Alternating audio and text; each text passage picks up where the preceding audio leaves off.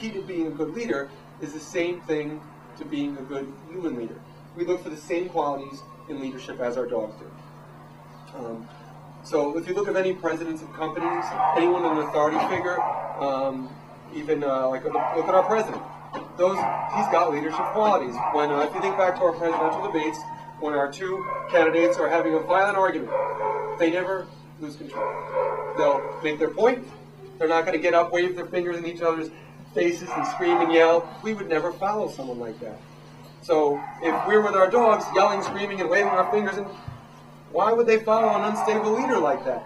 We need to always be calm in control and be a calm leader. Calm energy is very, very important. The more I work with dogs, the more I realize how important being calm is.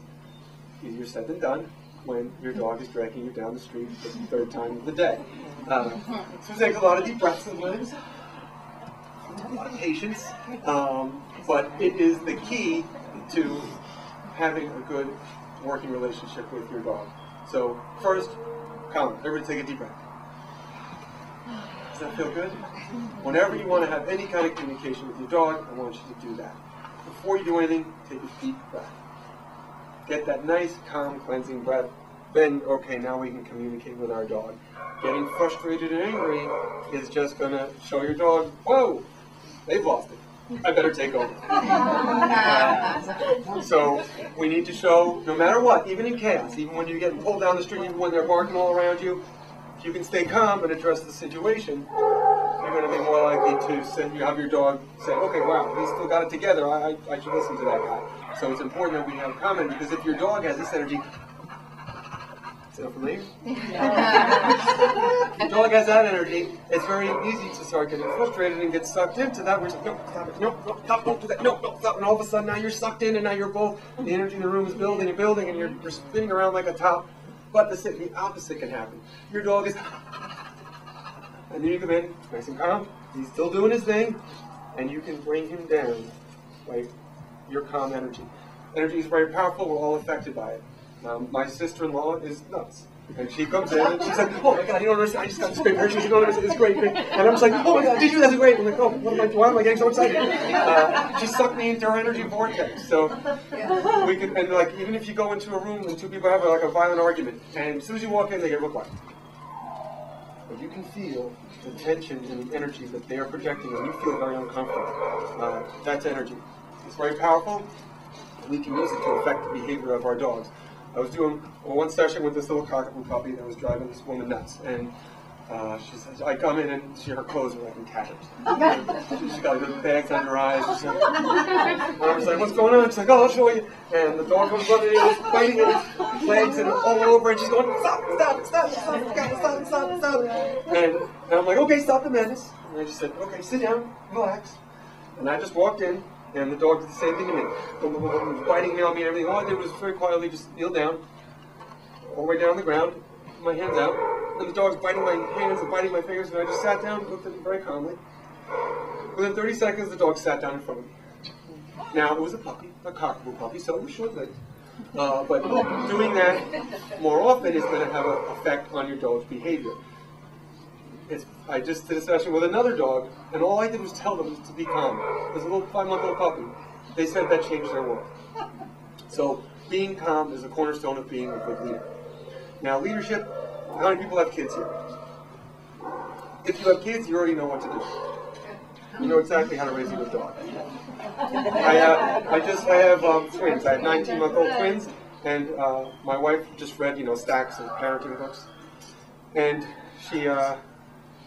she read my book and goes, I just read all this stuff, exactly what you wrote in these parenting books. Yeah. It's exactly the same. It's about leadership. It's about being a good parent, giving your child or your dog rules and boundaries to help them be well-balanced adults. So leadership is not mean. It's not negative. It's a fact of life to help get a well-balanced dog. So it's a matter of being fair, but rules need to be enforced. So you set the rules of your pack, and yours will be different than yours, different than mine. Doesn't matter what I do. As long as it's your rules and on your terms, that's fine. Whether your dog goes on the bed, sleeps in bed with you, goes on the furniture, all this stuff, as long as it's all on your terms, it's all cool. but it just has to be on your terms and not your dog's terms. And the dog world is filled with a lot of structure. So you need to always try to be a good leadership figure. Last stop, 4 paws stay in play. Okay, last thing I want to talk about today is communication. A big part of the problem between humans and our dogs is communication. And it's a miscommunication. We're both speaking different languages. Your dog is speaking dog, we are speaking English, and neither of us really understand each other. The thing you want to remember is dogs are mostly nonverbal, except for this guy. Mostly nonverbal. Most of their communication is done through body language, eye contact, and physical presence. The problem is that we are very verbal animals. Yes, I know. We are very verbal animals as humans.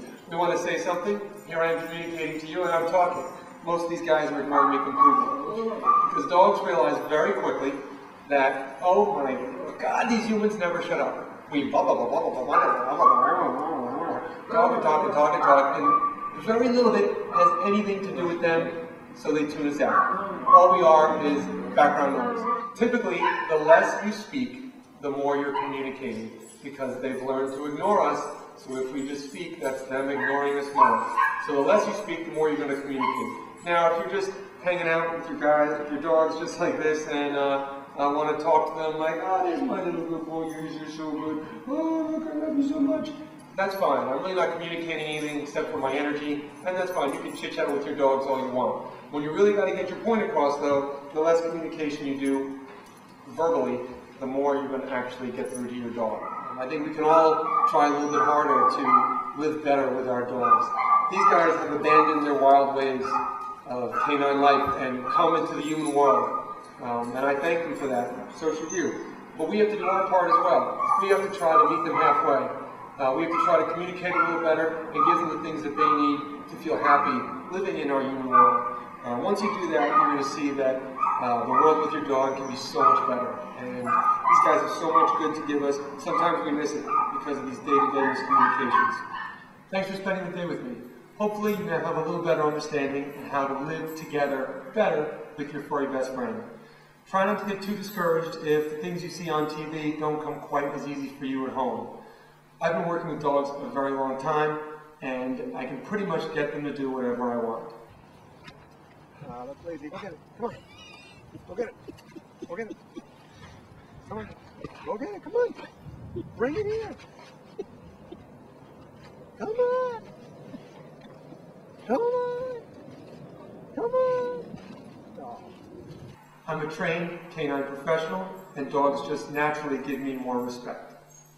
A big problem with, we got a Peter over here. We got a wizard. We caught you on camera. Yes. You know it was you.